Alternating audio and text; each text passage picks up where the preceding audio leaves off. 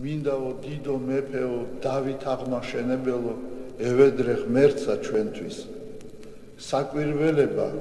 რომელი ქმენ უფალო წმინდისა შენისა შორის კეთილმსახურისა